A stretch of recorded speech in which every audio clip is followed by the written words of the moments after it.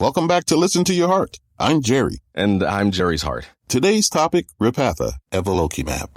Heart, why'd you pick this one? Well, Jerry, for people who have had a heart attack, like us, diet and exercise might not be enough to lower the risk of another one. Okay. To help know if we're at risk, we should be getting our LDL-C, our bad cholesterol, checked, and talking to our doctor. I'm listening. And if it's still too high, Repatha can be added to a statin to lower our LDL-C and our heart attack risk. Guess it's time to ask about Repatha.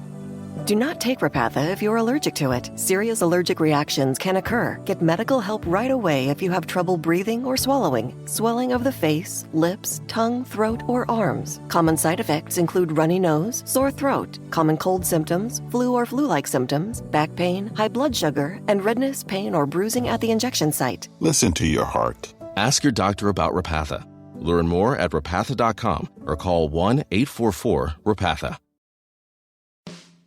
Sling has more of the live sports, news, and entertainment channels you love and less of the ones you don't, so you save hundreds on TV.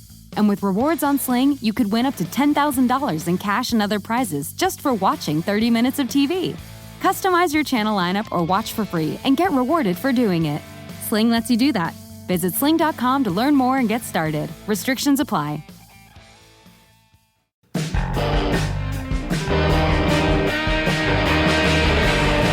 Rob Van Dam! Rob Van Dam! Rob Van Dam!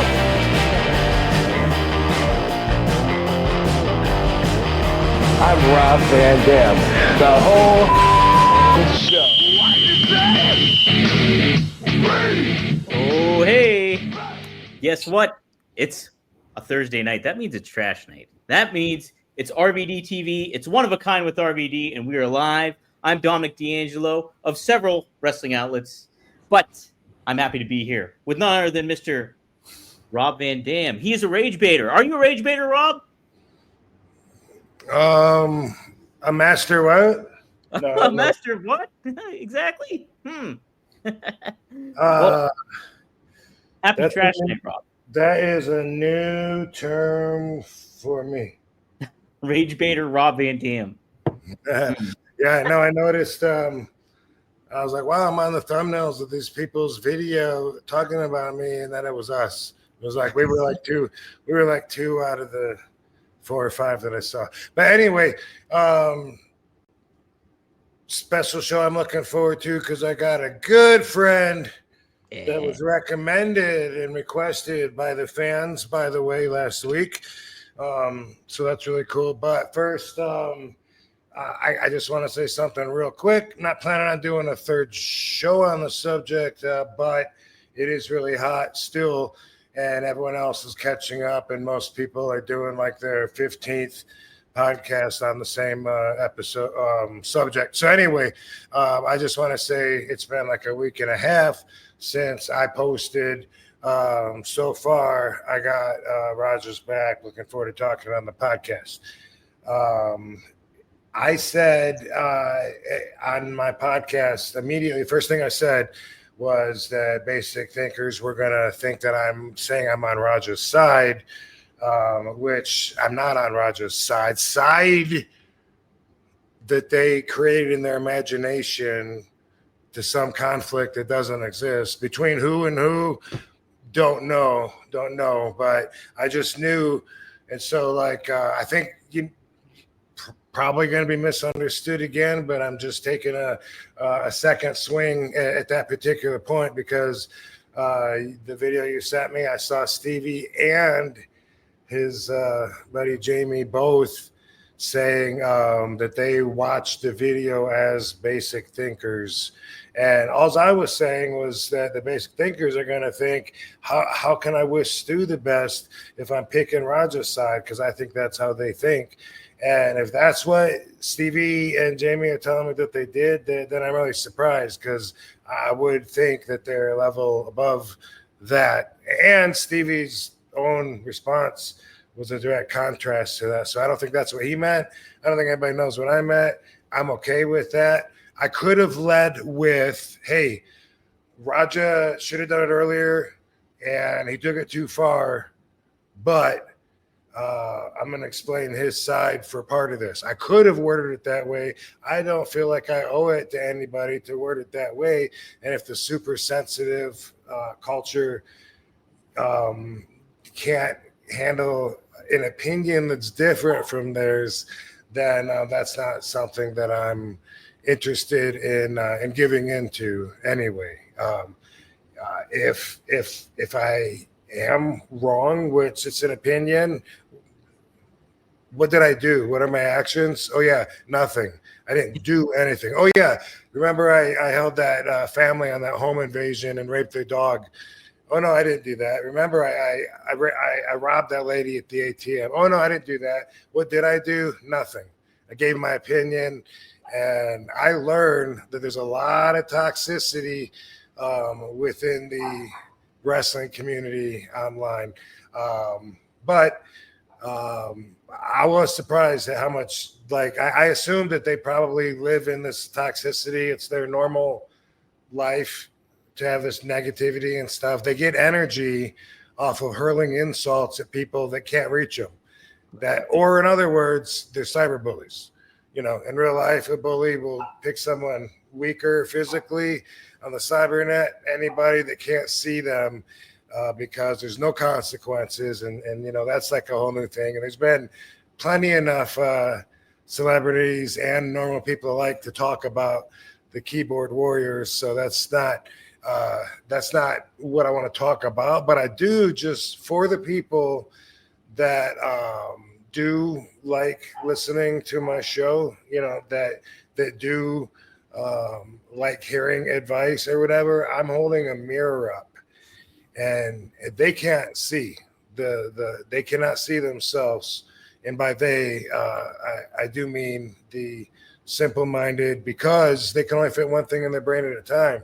So if I say, you really get energy from reaching out proactively to insult someone and with hopes of hurting them because their happiness bothers you, like, that's really what's behind it, right?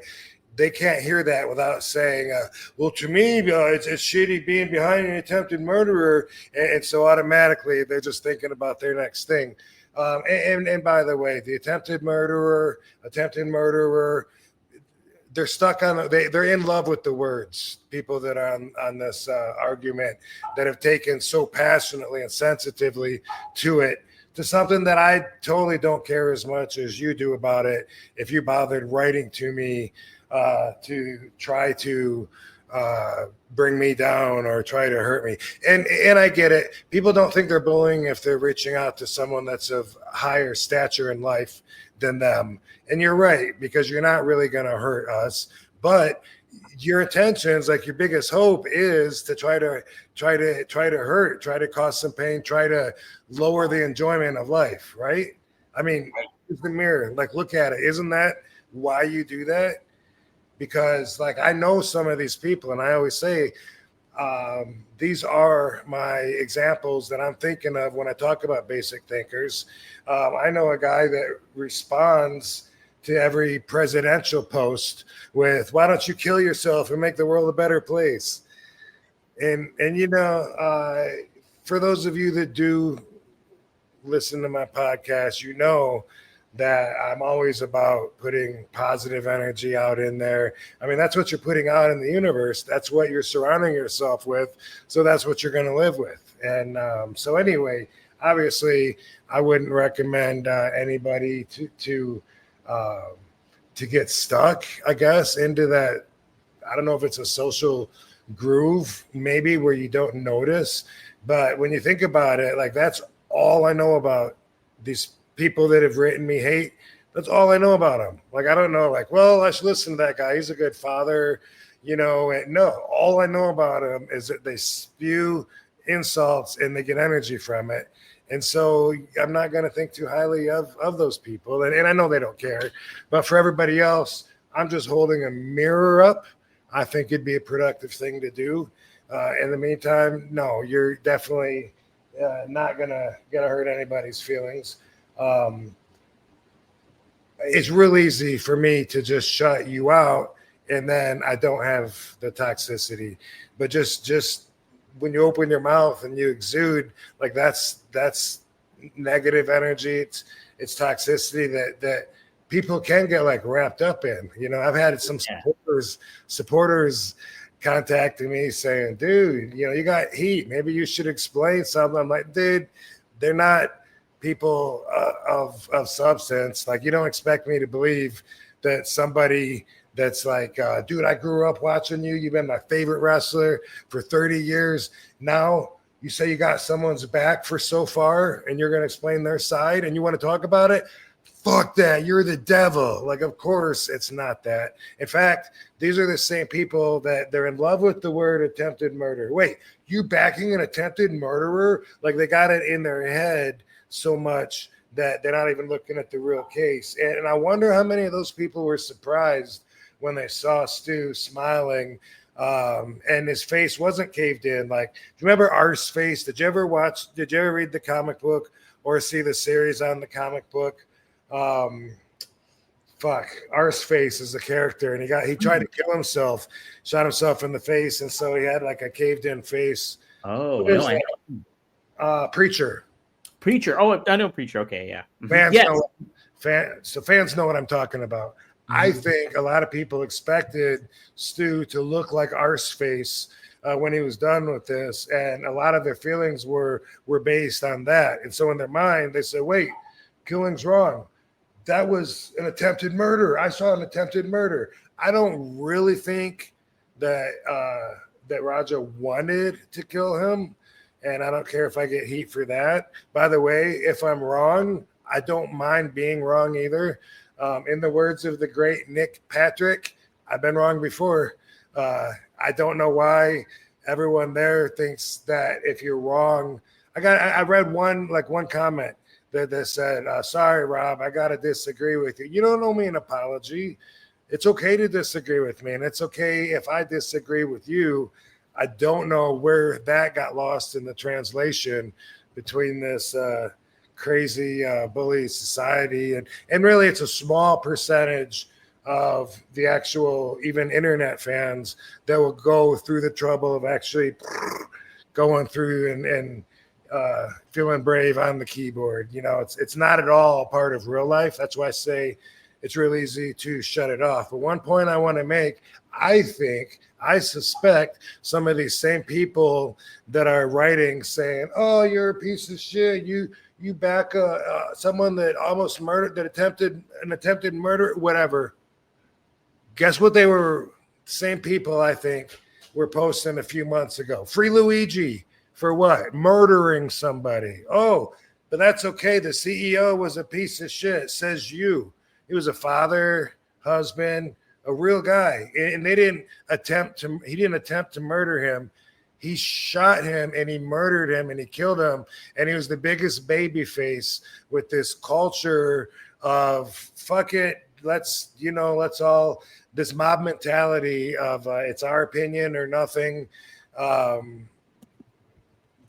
We own the truth, the way we are the judge, jury, and executioner, and boom, we're everything, you know. So anyway, that's my thoughts. I bet some of these same people, definitely the guy I'm thinking of that tells the president, fuck you, why don't you kill yourself? That guy for sure was a Free Luigi guy saying, hey, he murdered somebody, but that murder I'm okay with. But this one where it was an attempted murder when Raja wasn't really trying to kill him. Did he go far enough? Fuck yeah. Could it happen? For sure. It could happen on one punch even. And I'm not saying anything. He definitely went too far. He should have known that could do some serious damage. I don't think that his intention was to actually murder him. And I really don't think most of the people that are even talking about this or thinking about this think that his intent was to actually murder him. If anything, I think maybe he had no end goal in mind. Yeah, you know what I mean? Like boom, I'm gonna get in what I can, see how far it takes it without thinking about the actual end, finish, and consequences. Absolutely. All right. Yeah, I think he just lost it. He's a bit of a mental case. That's it. You know, and what he did could have led to the ultimate bad thing, and it did lead to a bad thing. But yeah, they don't give you the benefit of the doubt after years of what you've shown as not just a wrestler, being meeting fans in person, what you've done for your friends and everything like that. They don't put any of that into context, though. They just want to look at that one tweet and be like, okay, that's how I'm judging Rob now. Yeah, you know what? A lot of people hate me because of weed. A lot of people hate me because of kratom, or they hate me because of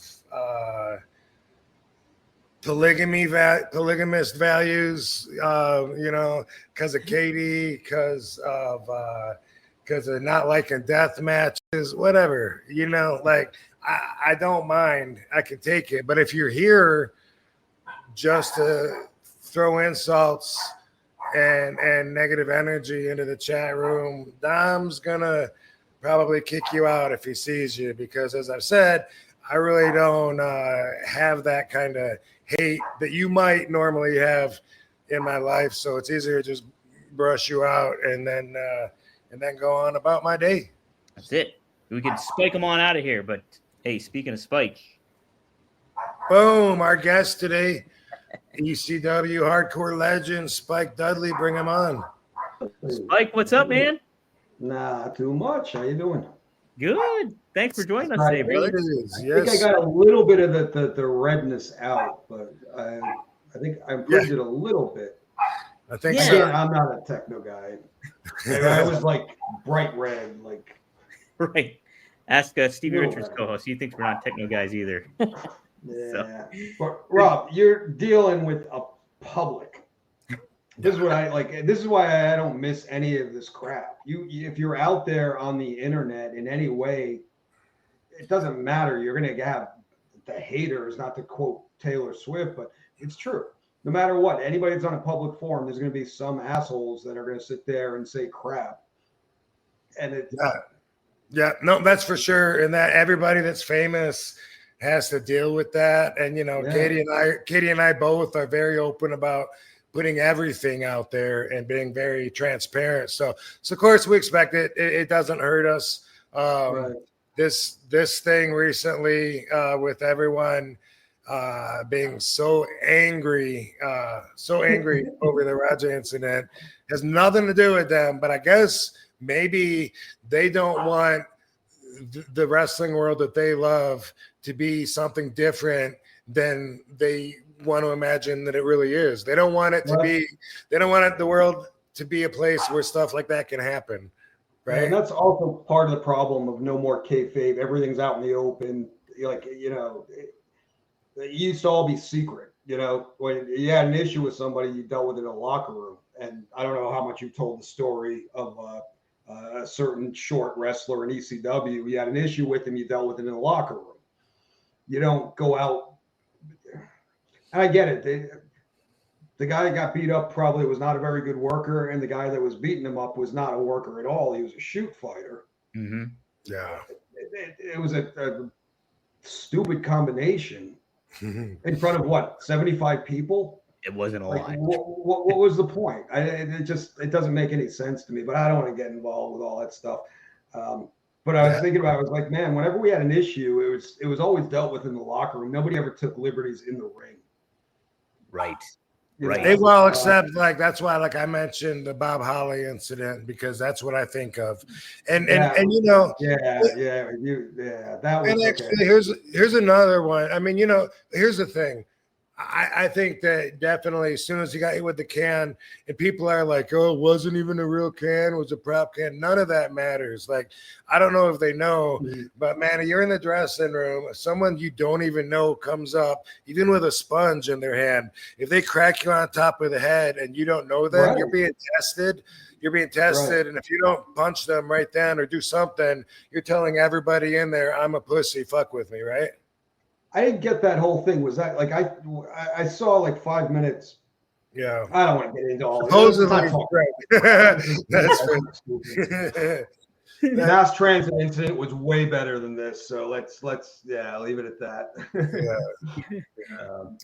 Well, Spike, you told the story with on Briscoe and Bradshaw with PN News and how he tried to take liberties with yeah, that whole thing.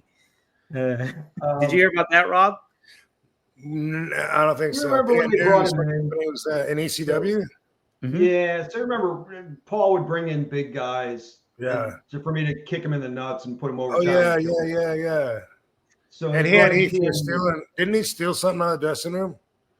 Well, I don't know the facts, so I'm not going to speak on that. Sorry, I PM. will tell you my story, and I don't have anything against the guy or anything accused like that. of, but good. They I remember. Brought him in. Yeah, they brought him in for at the arena for a TV show. You know, he came out and he did his "Yo baby," and the Philly audience just shit on him, like in a good way. Like he had heat. He hit my music, and the crowd went nuts because they knew I was just going to come in and kick him in the balls and pin him, which is what I did. And then, like the week after, we did house shows, and we put in a little bit of time, and we did whatever, like 10 minutes opening or whatever, and he really pounded on me, like not working. And when I came back through the curtain, Paul was there, and Paul looked at me. He was like, "How was he?" And I was like, "He's a little stiff."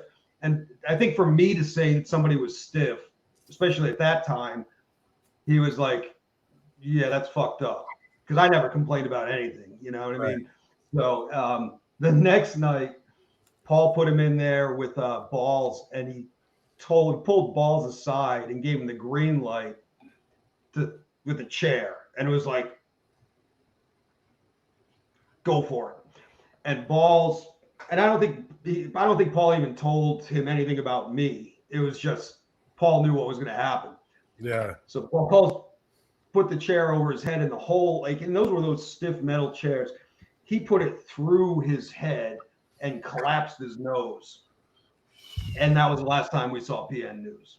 And I don't even have confirmation of this, but I think it was Paul going, "Hey, you're taking liberties on one of our guys. Here's what happens." And so in All Japan Pro Wrestling, these guys, what's their name? The Blackhearts. Okay, so David Heath and the other guy. I can't remember who the other guy is. David Heath and David was was cool. The other guy got so much heat. He was Luna's ex-husband. Okay. You're not Gangrel was Gangrel. According to this guy, Gangrel stole Luna from him. Oh, okay. He said one day, he suspected them when he was married to her. He suspected Gangrel, his best friend, of banging his wife. And so he said one day he left to go to work, but he only went a few blocks and he waited. And he said he came back and he walked in the house and he said he caught them and got his ass beat. Tom Nash. Thank you. Yeah. Okay. So Tom got so much heat for both of them on an All Japan trip, and just nonstop running his mouth. You know, everyone was just so tired of him, and he said everything. Always said the wrong thing. You know, thought it was funny to call me Von Dum. He goes, "Hey, Von Dum. Hey," you know, and he was super annoying. He said something to Del Wilkes, the Patriot. Said, "Hey, Del, are the Mounties in North Carolina still dickheads?" And he was like, "Why?" I think he said, "I'm a Mountie." I think he was a Mountie, if I'm not mistaken. Him or his friends, but I think he said he was. And it was one of those, like, you know, like, you just put your fucking foot in your mouth. There was like awkward silence. And he said something. Well, I know most of those cops can be dicks, you know. I'm sure some of them are cool, trying to back out of it. Stan got pissed. And it's not the kind of thing where you're going to walk back there and give a receipt right away. You get cracked in the head, physical, sure, you know, right then. Yeah. But sometimes someone's got heat, and then when you got them in the ring, you kind of expect they're going to get, you know, they got something coming. Yeah. But this one was brutal. Because they were so annoying. And Stan beat both of their asses with a chair. Both of them, he cracked their heads so hard that because they had the mask on, nylon mask or whatever, but you could see it looked like somebody took a can of tomato paste and just busted him on the head like Stu did with that beer can. Like they had blood, both of them, and they were not. He was so stiff that Stan even felt a little bad afterwards. Most people don't realize how much their personal information is being bought and sold every day. Data brokers are making billions pulling details about you from public records and the internet, then packaging and selling it, usually without your consent. That's how your information lands in the hands of scammers, spammers, even stalkers. It's why you get endless robocalls and why ads seem to follow you everywhere. That's where Aura comes in. Aura actively removes your data from broker sites and keeps it off. They also instantly alert you if your information shows up in a breach or on the dark web. But Aura goes beyond data protection. With one app, you get a VPN, antivirus, password manager, spam call protection, dark web monitoring, and even up to $5 million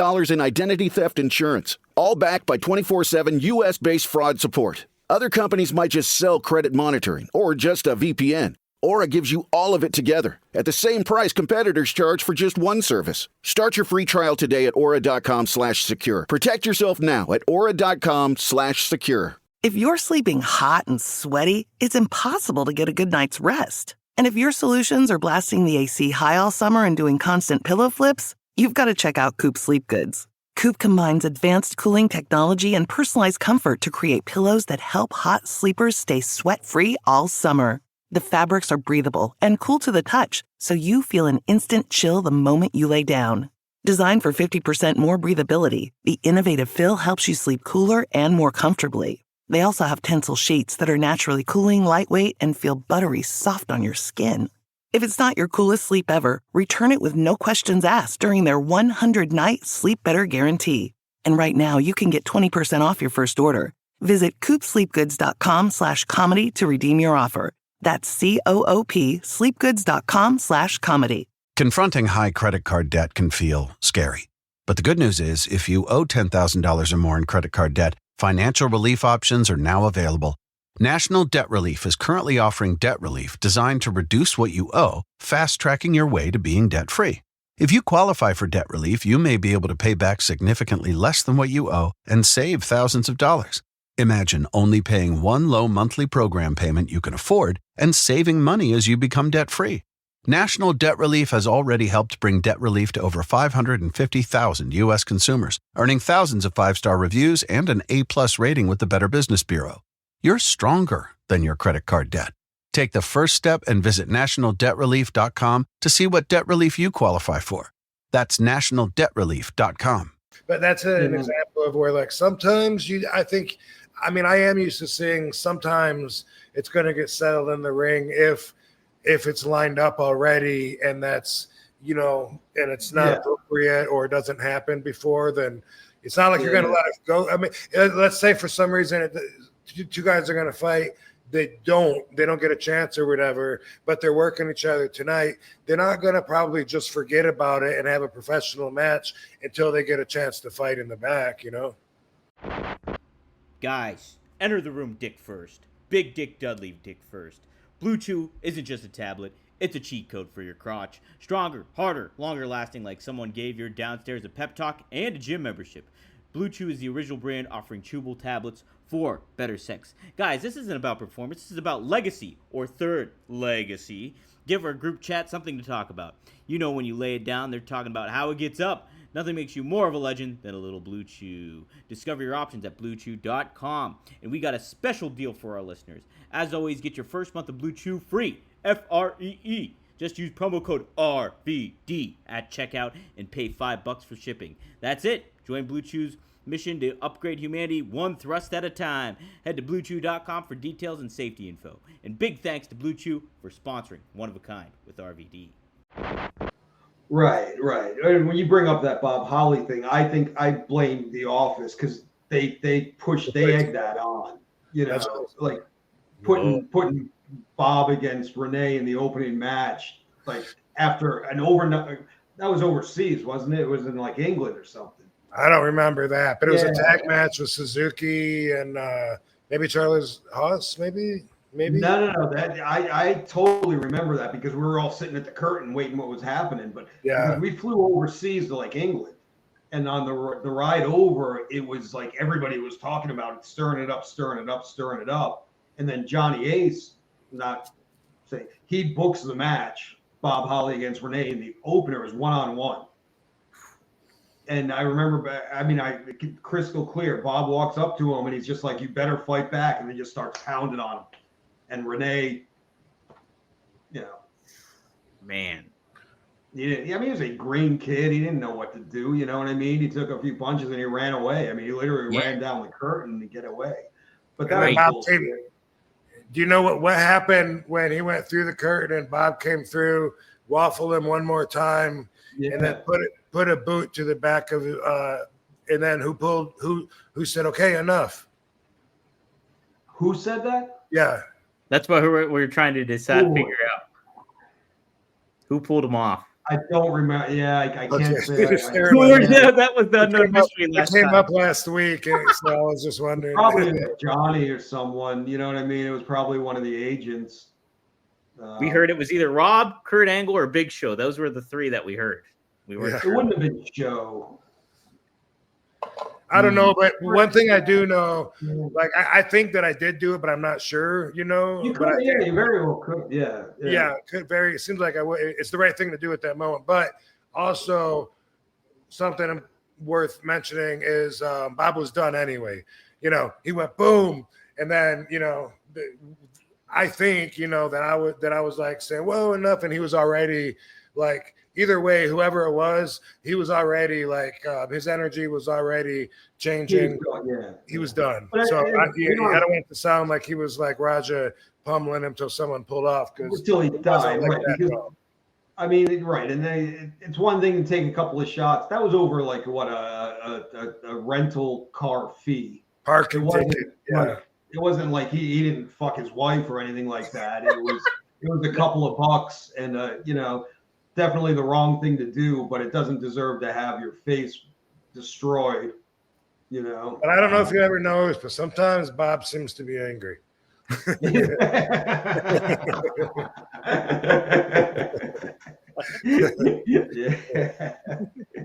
I liked it, but yeah, you're right. He was had a little bit of a chip on the shoulder, I guess you'd say. His biography is really good. His autobiography is really good. Bob Hollis. Cool. Yeah, I always good. Oh, I would always do that. I don't know, this a couple of years ago. I guess I haven't seen him that much now. But Mr. Ass, he was Bob's partner in the WWE days, and they were like two peas in a pod, from what I could tell. Like, fighting over who gets in the hotel gym first at 6 a.m. and shit like that. Right. But I would always tell him. Damn, what's his name besides Mr. S? Billy Gunn. Thank you. Yeah. I mean, I've known the guy since 90. Known him since 90, since IWF at Universal Studios. Right. But anyway, the last few times I've seen him at the conventions, he's got that scowl, and I'm just like, Billy, dude, how bad can it be? Yeah. If he doesn't even notice, that's just natural for them. Yeah. Resting Billy. When I first got to like WWE, he was in an angry state. I don't know what was going on personally, or if he was pissed New York. What's that? Like New York? New York. Yeah. An angry state. Yeah, but so like the first year or two, it's just he always seemed pissed off, and I stayed away from him. But once I kind of got to know him, Billy's a really cool guy. Like, he always treated me well, and like, but yeah. He didn't have as much of a chip as Bob Holly, but he can certainly project that "don't fuck with me at this time" attitude. Yeah. And he's a physical specimen too. I mean, both of those guys are monsters. I mean, yeah.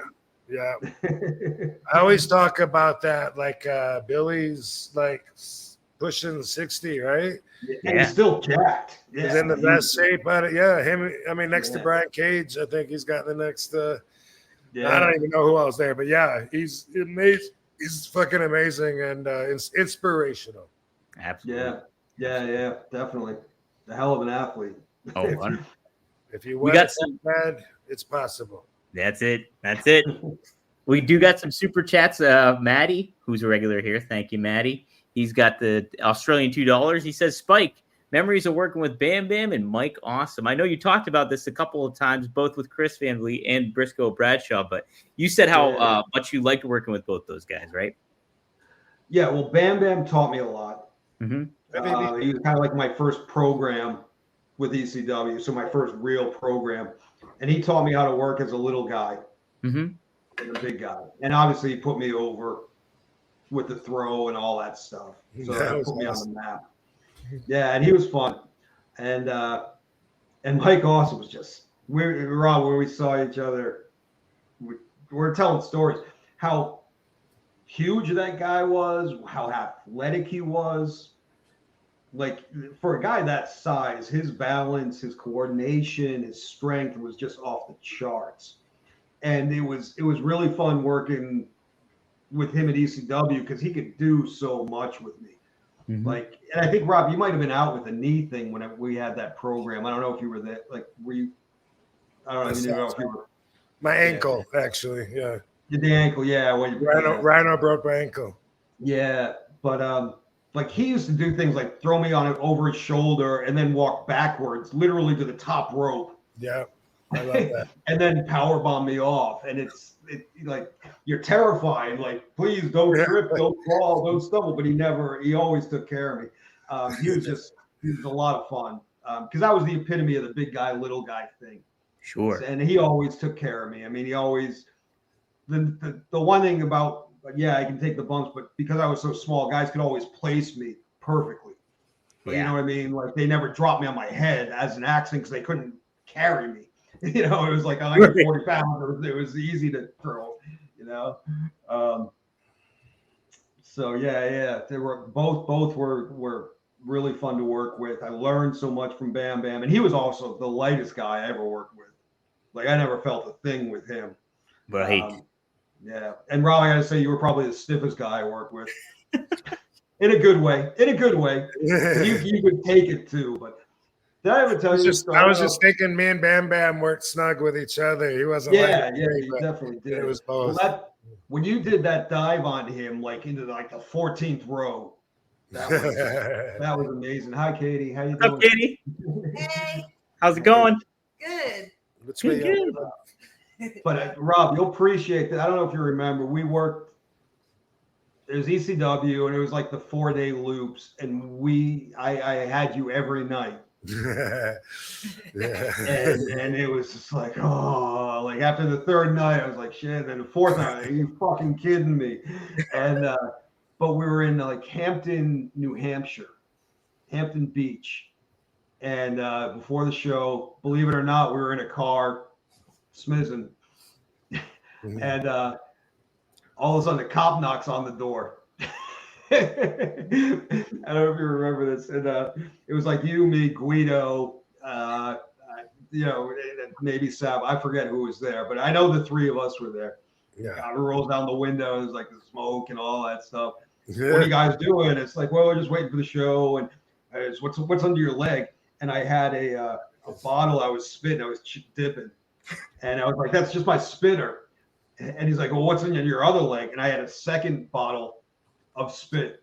And I was like, well, that's just my other spitter. And I had like the bowl and stuff. I'm sitting out on my ass. And he's like, okay, well, just be careful. And he walked away. He didn't bust us or anything like that. But and then you went in and beat the shit out of me. They arrested me.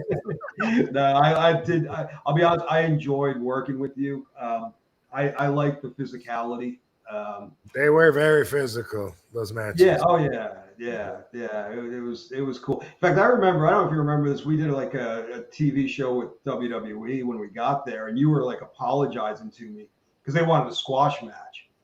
And you felt so bad. You came up to me and you were like, it's only me 4 minutes and I got to get my shit in, not by your choice, but by the office choice. And you were like, and I was like, dude, I don't give a shit. Like, I'm working you up on TV. Like, I don't care about doing the job.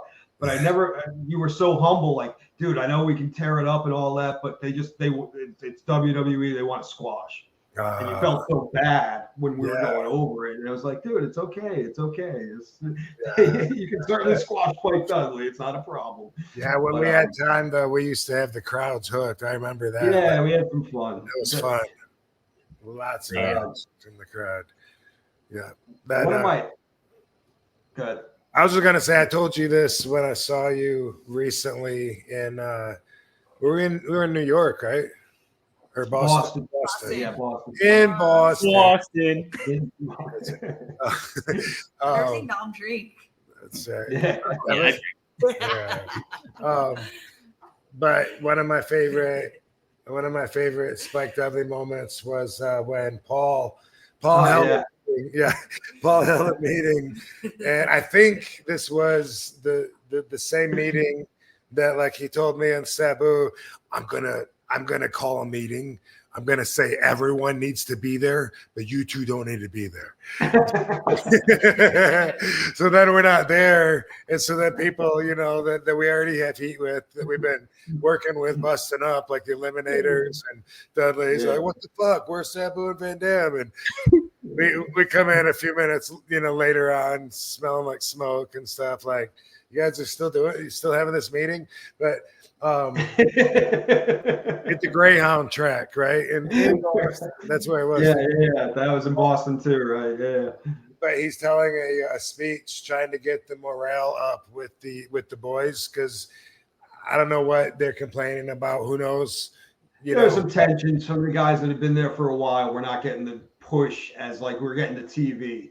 So like the Axel Rottens and things like that, instead of being at the top, they were on the undercard. And I think that was what the issue was. Was there guys that were kind of going, where's my, and I'm not calling out Axel, but I think that was the issue, was there was guys going, how come I'm not getting the push? Right. And then WCW, everybody got a push, right? I mean, normal stuff, I guess, that any promotion would deal with, right? Yeah, like, hey, I'm not getting used, right? All the egos. Anyway, but Paul was telling a story about a young man that had been there for a while, that was working really hard, and that was like so happy to be there. And he said that he came up to him and said, I have a job. And he was you've never forgotten that one. I thought it was so funny, but then when I talked to you, I was like, Spike, you're that excited? And he was like, he made that up or something like that. I have a job. I don't think I ever came out and said that to Paul. I think I was certainly grateful, but I'll be honest, at the time the sentiment was certainly there. It was 100. I've been paraphrasing. And I mean, I was working for ECW, and so I was grateful. I think Paulie took some liberties with the story. But, no, not him, right? But I was certainly grateful. You know what I mean? Like, right place, right. Because I mean, I never would have been able to be in the business had I not fallen into the ECW right at that time, too. You know what I mean? It never would have happened. It took somebody like Paulie to give somebody like me a chance. Although nowadays you would be a lot closer, I think, to like the average size wrestler as far as that goes. But I think that's I'm not trying to. You're saying that was your gimmick, though, right? Yeah, my gimmick was I was that average size wrestler. I mean, Mikey was there and had done his thing. Ray was just getting you know what I mean? Like he came in, did a couple ECW shows, and then went to WCW, but he hadn't broken that barrier yet. He goes on to do it. So at the time, wrestlers were still 220 to 300 pounds. There weren't, and especially I didn't have a physique. Like Guido was there, but he was jacked. You know what I mean? Like at least he was in shape. Yeah, he was. So I mean, always. What was that? Guido always shredded. Yeah. Always shredded little Guido. Yeah. He's a freak of nature too, because he likes his beer and all that stuff, but he's still always stayed in shape. He would get up at like 8 in the morning or whatever and run when we're on the road. And I mean, like, the last thing I wanted to do was get out of bed. Yeah, I never even made it to breakfast. Wow. But he was traveling with like Tommy and then Tracy, and I think he just wanted to get out of the room more than anything. Yeah. He was saying how they busted his balls a lot. He was telling us. Yeah, they picked on Gwiz. I felt bad for him. You know, it's funny you mentioned Nick Patrick in your opener, and God, I miss him. Like I traveled, me, Guido, and him and Teddy Long. We were in the car for about a year with New York. And Nick is just the greatest guy. He was. Have you talked to him lately, or you ever hear from him? I've interacted with him a little bit. He does a show on ad-free shows and a question and answer mailbag and stuff like that. So I've watched his show and stuff like that. But yeah, he's a great dude. Like, and he was a guest on Road Dogs podcast when I produced that as well. And so he's got stories up the yin yang. He's seen everything, you know, like. But he was one of the good ones, or is. Yeah. I always say it like past tense, like he's dead. I don't mean it like that, but yeah, Nick is a great guy.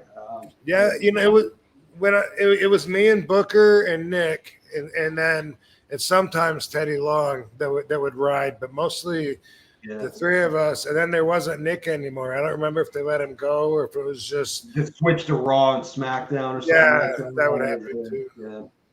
Yeah. Because I think he was still there when I got released. I'm pretty sure he was still there. Yeah, he refereed there for a while. Nick Patrick did, I know, at least. Yeah. Yep. Hey, Spike, so this is my favorite part. And I know you've talked about this on Chris Van Vliet and stuff like that, but my favorite part of Beyond the Mat is your Shakespeare stuff when you're talking about all that thing.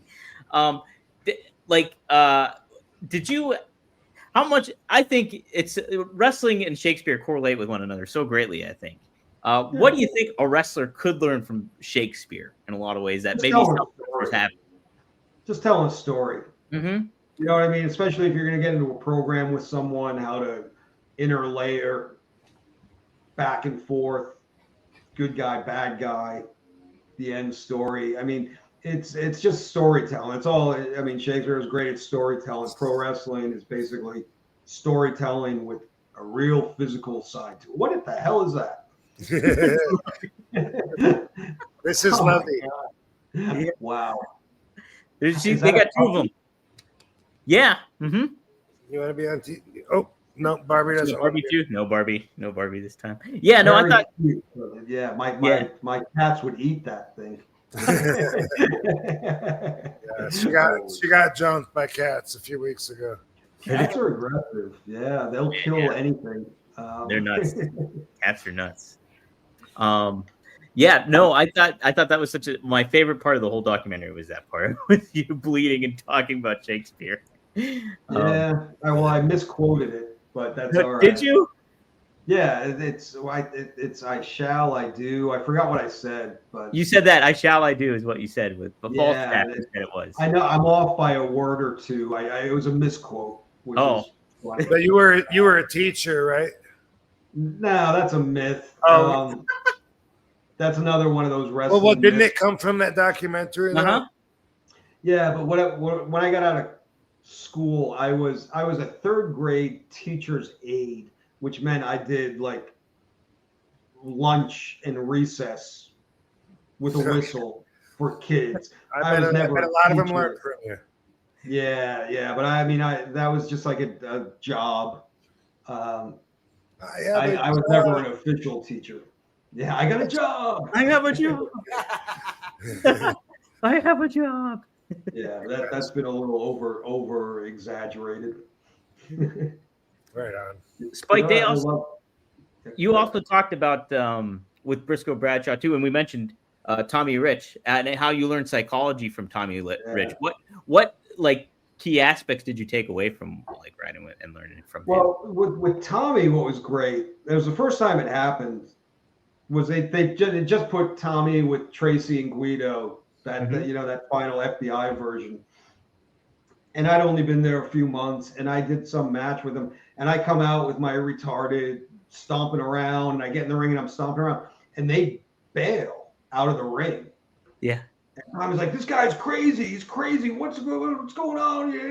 And he's putting over the fact that I'm like this lunatic. Uh-huh. But nobody ever responded to that entrance the way he did. Mm-hmm. And so it was one thing, okay, no matter what, whether you're the heel or the face, you're going to sell for the other guy, which was a lesson. But then I traveled. I mean, we all traveled together multiple times all over the place. And he would just tell stories of how he worked, you know, with Buzz Sawyer and how Harley put him over. And he would just tell story after story after story. And you learn. And it was working and selling, you know, and his big thing was sell. The more you sell, the more, especially as a baby face, the more you get over. Right. But you pick up that knowledge just from listening to these guys. I mean, he's a freaking legend and a great guy too. But you can listen to his stories literally for hours on the road, and you just absorb it.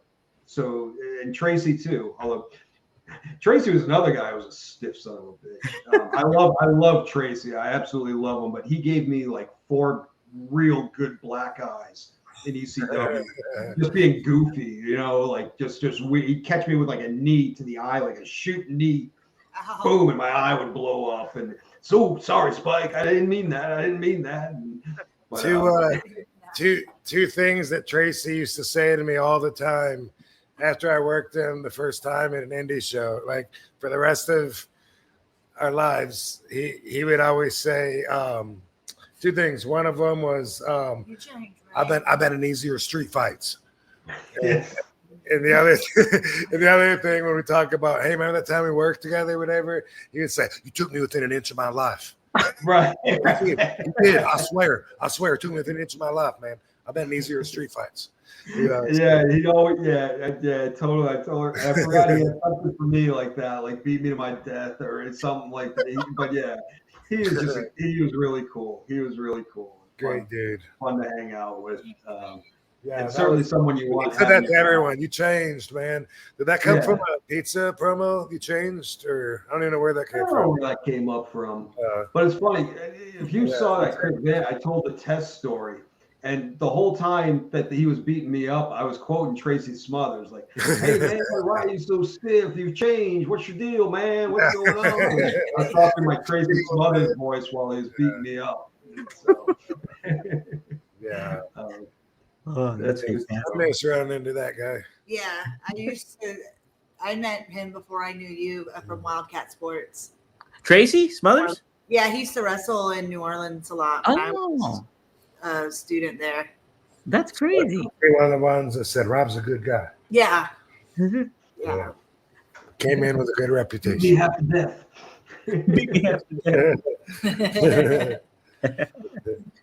We had another another artwork back there, by the way, Rob.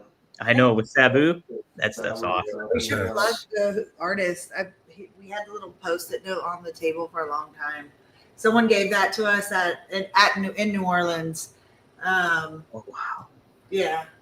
When I find the post-it, I'll plug the artist. But yeah, it's such a cool gift, and the painting really captures Sabu's energy. Whoa! Let's take a look. Look at that. That's awesome looking. That's really good. Cool. That is in the first. The one that the wrestler gave us. Oh yeah, Sam Shaw. Oh yeah. On WWE, or he's Dexter Loomis. Yeah, he made us a really cool Sabu, and I'll show you. Oh, nice. Well, I'll tell you this.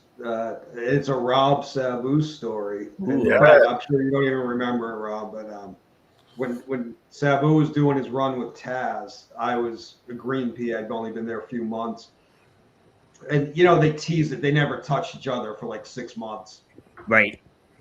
So I wrestled like an opening match with Taz. Taz chokes me out, and he lays me on a table, and he's like, that's my prey. And as he's talking on the mic, Sabu comes in from behind, slides into the ring, hops over the top rope, puts me through the table because I'm laid out there. Mm-hmm. But when he did it, he smashed my face. Oh. And my lip was busted. I took like 14 stitches. My lip, I was just destroyed because Taz had put a flag over me, so I couldn't even see like when it was coming. Oh. So he just came out, and like 2 or 3 weeks later, we did a match. It was me and Mikey against you and Sabu. and I'm pretty sure it was I don't know, it might have been TV. Who gives a shit? But it was at the arena.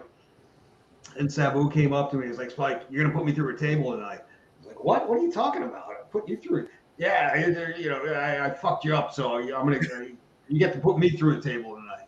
So we did a spot where I put him through, but he was giving back, going, hey, I'm sorry for fucking up your face, but let me give you a little shine here. That's how cool that guy was.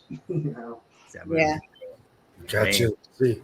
This is Dexter Loomis made this. Whoa! Oh wow! The spike, the nail in the mouth. Yeah, that's really cool. Wow, that's amazing. How about a little bit? There you go. Perfect. Yeah, perfect. Yeah, that's cool. That looks amazing. Damn. Yeah. Shout out to The Dexter. original one. He's gonna send us a copy, but then we saw him at a signing. Oh, that's great.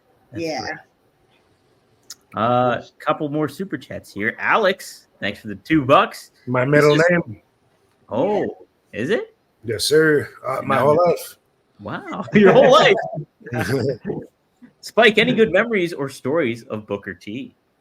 Yeah, golfing on the road with Booker. You're a golfer? Yeah, when I was on the road, I started. I used to like to play. I never got good at it. But Book was always looking for somebody to play with. So, you'd land and you go and you shoot 9 holes, smoke a couple blunts and all of that. And yeah, I had some fun with Booker. Got along with him really, really well. He had to put me over on TV for some reason. He probably had heat or something like that. But I don't know. It was like a 5-minute match on what was the one, Sunday Night Heat. Oh. But he had to do the job for me, and he had no problem. Like, he was totally cool about it. But I know it was like kind of The Office, probably spanking him for something. I don't really know the politics, but totally cool, no issues. But yeah, I had a few road trips with him, and he was always great. And he always, again, shared knowledge, talked, treated me well. He could putt and chip like nobody you've ever seen. His short game is just insane. But yeah, Booker is a good guy, really good guy. One of the guys you like. It's funny. The ECW relationships were like family bonds and all that. And the WWE, it was kind of like it was hit or miss because there was so much politics and shit like that. Right. But Booker was one of the good guys. Like he was one of the guys you could trust, take his word for. So appreciated that. Booker's always great. Yeah. Did you go golf sometimes with Coach and Yeah. In fact, one of the best times I ever had, we were in Australia, and a bunch of us went out. So I know Booker was there, but it was like Big Show, Undertaker, Chavo, like there was like 10 of us, and it was I think it was Perth, Australia, which is on the west side. And so this beautiful golf course, but there's a cliff that's like 400 feet down, and then the ocean. And there are all of these signs and all of like wherever there were like bushes, it was like, if you lose a ball, do not go for it. There are poisonous snakes everywhere. And it was crazy. But yeah, Coach was another good guy. I liked him too. He was fun to hang out with. I know when I would ride with Book, he would always love talking smack to the whole golf gang because he learned from playing a video game, and then I think, if I'm not mistaken, I think he's had two hole-in-ones. Right? He probably has. I know he built a course in his home. Wow, like, really? He's got 3 holes. It's short, but to practice on it, like his putting and pitching. Yeah, and he's got 3 holes, and if it's the same property, but he used to tell me about that. But yeah, he says that, but he practiced. Like, he played a lot. You got to put time into golf to get good at it, and he put his time in. He's also an athlete, so I mean, any good athlete can master. Oh, I just swung at that whatever Top golf. Yeah, Top Golf. Where you swing, That's fun. Driving the ball. That's That's as far as I got. I can't imagine trying to aim it at a fucking flag a few hundred yards away. Yeah, fuck that. Well, it's like hitting it as hard as you can to go as far as you can is one thing, but then trying to control it, you only have to go 30 yards. Right. That's where that's the. It's funny you said Topgolf. Vicky and I, we took the kids to Topgolf a couple of weeks ago, and it was a lot of fun. And I mean, the whole routine of it was cool because you get the video games, so you pick the video game to go in with it. Man, that's fantastic. I know Topgolf is a blast, like doing all that kind of stuff. I love mini golf. Getting hammered playing mini golf is a blast. I like mini golf. That's what I like. With Me the too. Putt shit. Yeah, like putting, like in Florida, like where they'd have the real gimmicky kind of. Oh yeah, you can't beat that. That was fun. Pull some Happy Gilmore stuff on. Right, Happy Gilmore stuff going down. What's wrong with you, clown? I'm gonna kill you. Go to your home.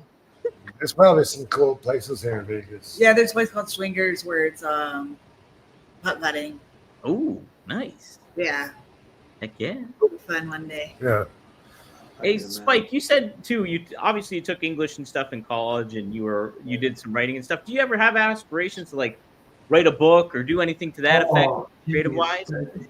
My wife's been telling me for years to write a book. Mm-hmm. And it's hard. I've started a couple of times. Part of it is like a lot of the stories. I don't want to, like, there are stories. It's not meant for the public. You're right. Like right. A little bit of kayfabe. Yeah. I'd like to. It's just, it's so hard because if I were to write a book, that's all I would have to do. Like to write for like 4 weeks. Because I can't, I've tried, you start, you stop, you know, and it's tough to go back.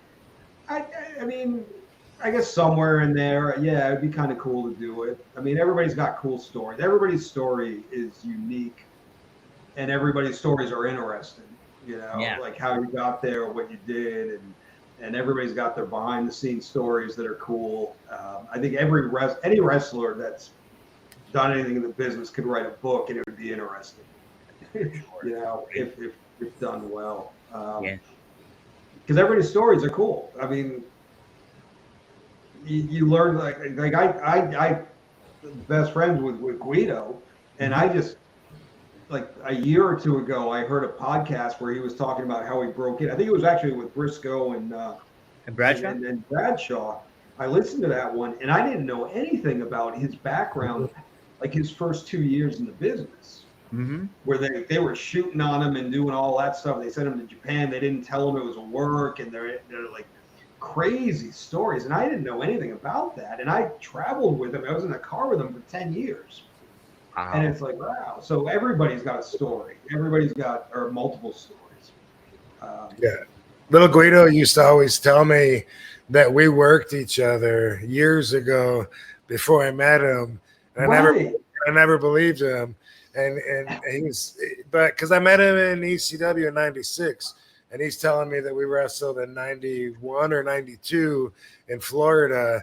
And I'm like, get the fuck out. I never believed him. But then one time I did see the footage of it, and he looked like a different person. He was like, all bulked up then. Right? Yeah. Right. I would never know that was him. And he wrestled under like James Maritano. So I was thrown off by that too. But yeah, it didn't look like the same dude. But well, it's funny because like I get after New York, I was on the Indies for a while, and like I occasionally run into these people. Oh, you remember this match we had? And I don't even know your name. Like, who are you? Like, what? We had a match. I'll take your word for it, you know. But memory is not my strong suit.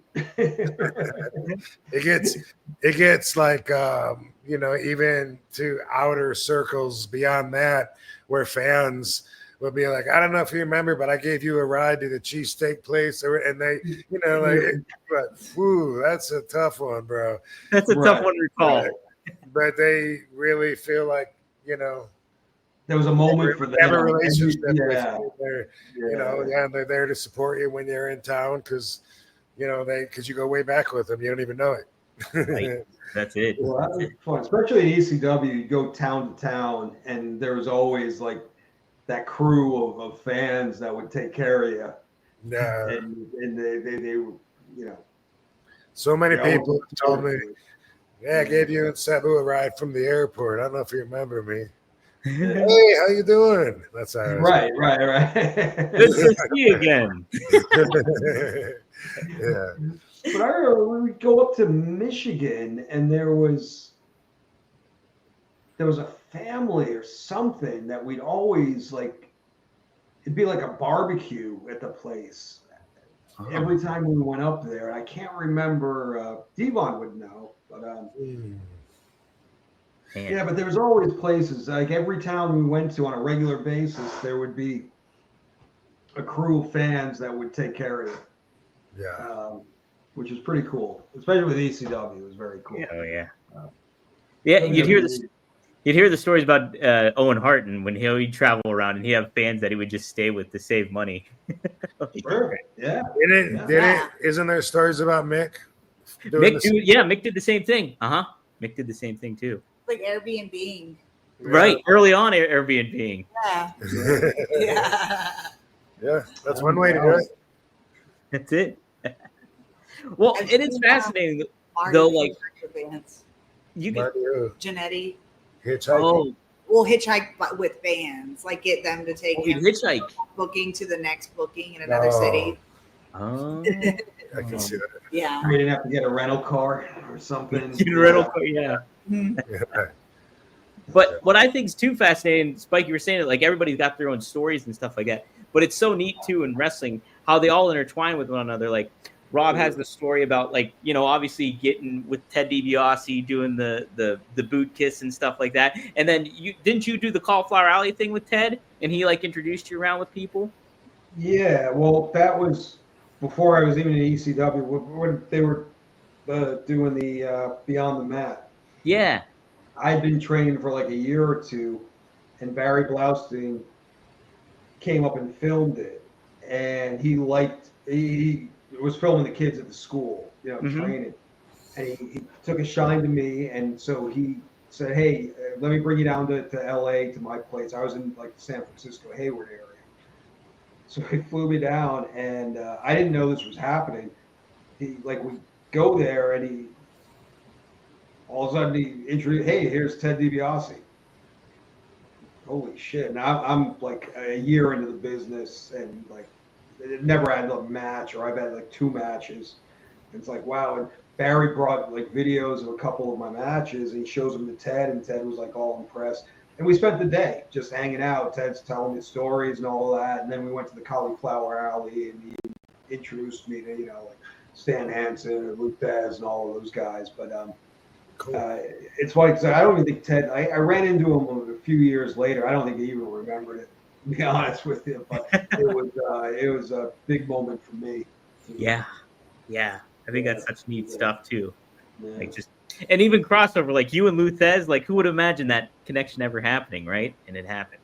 Well, those Cauliflower Alleys, like everybody was there. Like Antonio Inoki was there, or like anybody that was from the 50s, 60s. That's when the Cauliflower Alley was running strong, and it was it was a big meeting, or whatever, their Hall of Fame thing, and there was a lot of the guys there, and it's pretty impressive. What business was much different during their days than our days. So everybody's ear was banged up. They all had cauliflower ears. So that used to be a membership card.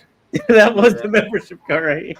Synchronistically, RVD got awarded the Lou Thez belt at last year, I think. Last year or the year before. It might have been the year before, because last year I can't remember who won, but yeah, you were there, I know. But was it on the wall right yes, there? right there. Remember when we'd go to I think it was Waltham, Mass, and Walter Kowalski was always there. Yeah.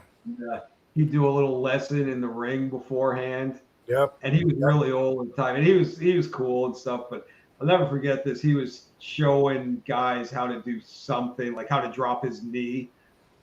and he totally like farted like really loud as he was dropping the knee, and he no-sold it, and we're all kind of like busting that. We're like, he used to. He probably did this with everybody, but when he would have his fans when I was in WWE backstage, he would bring them over to introduce them, and he would always say I was the best. This guy is the best wrestler here, and he always put me over real strong. And I always wondered if he knew that I was the same kid that visited him in '89 at his school, because I wasn't Rob Van Dam yet, and I had short blonde hair, was probably 50 pounds lighter or so. And I always wondered if he knew, because I probably didn't make that much of an impression, but I visited his school, and he was super cool to me then. He picked me up from the airport, took me to the hotel, picked me up again, took me to the school, took me back to the airport, like himself, legend. Before you like hooked up with Sabu and Sheik? What's that? Was this before you hooked up with like Sabu and Sheik? It was. My plan. My plan was to save up enough money to somehow move to Boston and attend his school. And I was bagging groceries, saving money up. And that's how I met a wrestler, Tom, and found out about the Sheik, who was 45 minutes from my parents, so I wouldn't have to worry about trying to survive in Boston. And the one thing that was cool was that Sheik and Kowalski both got trained by the same guy. Oh, wow. Oh, I didn't know that. Yeah, Bert Ruby trained them both, so it's kind of like I'm a descendant of that same. What a treat. Yeah. That's Dude, wild. that's freaking sweet. Yeah. One thing I remember, Kowalski, that made me laugh, when I was there visiting, I was totally a mark. You know what I mean? I wanted to. I mean, I had rented VHS tapes that said the secrets of pro wrestling, and me and my buddies would play around, and we did the kickboxing shows. We did the choreographed wrestling. So I knew some stuff, but I definitely wasn't, around the business at all. And while we're watching the guys in the ring work out and stuff, Walter came over to me and wham, and he did a stomp on my foot. And I looked at him, and I just looked at him, and it was like Stu saying, "You're not gonna sell." I had no idea what he wanted me to do. It was like, and he made it. It was embarrassing because he stomped on my foot, and I didn't react. And then he said something, about, "Well, what are you doing? You're not even wrestling. Get your mind in it." Whatever it was, I was embarrassed. It's so funny. I grew up in Rhode Island, and he's from the Boston area, and it might have been the early mid '80s. It was only a regular TV. You only got 11 a.m. Saturday morning wrestling. And it was always WWE. And then he started this thing on PBS. It was called Bedlam from Boston or something. It was his promotion, and it was at a TV studio with 50 people. And he was way old, and he was so old, he would wear a mask because he couldn't wear his toupee. Oh my God. Okay. So when he wrestled, he put a mask on. And I remember the big match was him against Dominic DeNucci. And they're both 75 years old. And it was just even at, I was 10 and I'm going, this is horrible. But take away from what he did for the business. But that's my first memory of Killer Kowalski was putting the hood on because he couldn't, he's doing the promo. He didn't want to lose the toupee. And then he put the mask on. That's amazing. It's funny. And the neat thing is, Dominic DeNucci trained Shane Douglas and Mick Foley. Yeah, it was out in Pittsburgh. Yeah. One other thing I got to throw in before we move on from Kowalski, because he was consistent with this one. He'd say, "How do you feel?" And I'd be like, "I'm good." How do you feel? He'd say, "With my fingers." Right. I got it from him. Yeah. My fingers. Right. He's got that line. He never lets it go. Hey, He bro. was like a full-time vegetarian, and he never drank or did anything like No, that. Sheik told me, it's so weird. You just like jarred this memory in my head from 1990 when I'm, hearing Sheik tell stories and stuff. And Sheik said that Kowalski had a great body until he became a vegetarian, and then he went to shit. Wow. That was Sheik's story. Yeah. He said after that he lost all his muscle and everything. Damn. Yeah. I didn't know. Yeah, I didn't know how long, but I'd heard that he was very health conscious, diet conscious, and all of that. But that makes sense. When you stop eating meat, you lose that protein. They didn't have the but I mean, then you look at there's some people, I don't know who else is a vegetarian. The only one I know of for sure, but there's probably more. But Austin Aries, like he stayed jacked. Oh, that's right. Yeah. There's like other protein substitutes now that they probably didn't have back then. That's true too. Yeah. Didn't Kowalski say something about walnuts or something, or am I mistaken on that? He mentioned something about walnuts or eating them. You probably did everything. I mean, yeah. But looking at everything you could find, Yeah, whatever you can. Although Tom Garland, the guy that managed me when I was doing stand-up on tour, he was going through a stage where he was trying to be a vegetarian, but to avoid eating meat, he would eat shit. Like we were at the bar and he was eating cheese fingers, and, pizza bites with no meat, and chips and French fries. And I'm like, dude, there's no way that's better for you. Right. Yeah, just go kill a cow. Right. Right. Just don't kill a cow, dude. Just don't do that, man. They got a couple more super chats and we'll close on out here pretty soon. I think. We got Maddie, TLC to WrestleMania 17 and TLC 4 on Raw. Spike and RVD both were there. Yeah, Spike, what was it?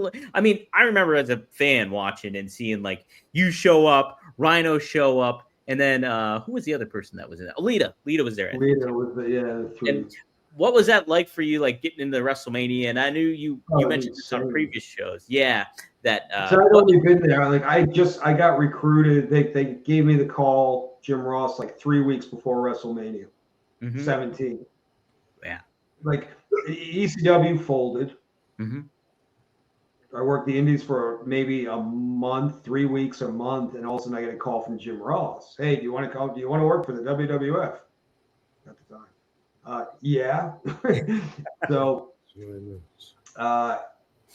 showed up and I did like it was literally only like 2 or 3 weeks of TV to introduce me to the Dudleys, and then I'm at the Houston Astrodome for WrestleMania 17. Yeah, it was insane. Like I mean, ECW, I think our biggest crowd was like 5,000 or 6,000 or something. All of a sudden, it's 75,000. It was mind-altering, to say the least. How were your nerves? When you got out there? Were you just in full like wrestler mode, or were the nerves just all over? Wrestler mode. I mean, the one thing. I mean, the first couple of debuts, like on Raw, SmackDown, those were more intimidating. At WrestleMania, that 17, what was the one thing I really remember about it was that because it was in a dome and it was so loud that it was like white noise, like you couldn't hear anything. Yeah. The only thing you could really even focus on was your spot, what's next, like but like even like when you're in the ring, like talking, you couldn't hear anybody. It was just like literally, I felt deaf. And I mean, I just did a run in, took a couple shots, got a bump in, and then got smashed through by Jeff Hardy. Like it was relatively. I mean, I took some bumps, but it was relatively easy. But it was, it was pretty invigorating, I guess is the word. I don't know. Yeah. Were you there for 17, Rob? I don't think so. I mean, they said I was there in the question, but I thought WrestleMania 18 was my first. I thought that was your first one too, Rob. I thought that I'm going to look at it real quick. Yeah, I don't remember 17 if I was there, so I don't think so. I'm not seeing you on there, Rob. Yeah, because when I think they brought you in like a little bit after that. I kind of remember that. Okay. Because there was like one at a time. They were picking us off, but they wanted to do the thing with me and the Dudleys, Rhino with Edge and Christian, and obviously Lita was already there with the Hardys. Right. They wanted to do that 3-way, which is why I think I got the call up for TLC. So that was probably 2000. This was 2001. 2000. Yeah. And then, so you must arrive later in the year then, because I think the invasion stuff started happening later on in the year. Probably so. I think that's what was going on. I was in Thailand. Yes. Doing Black Mask too. Oh, that's right. Yeah. Ricky Jordan asked this: do you guys still keep in touch with Bubba and Devon? Yeah.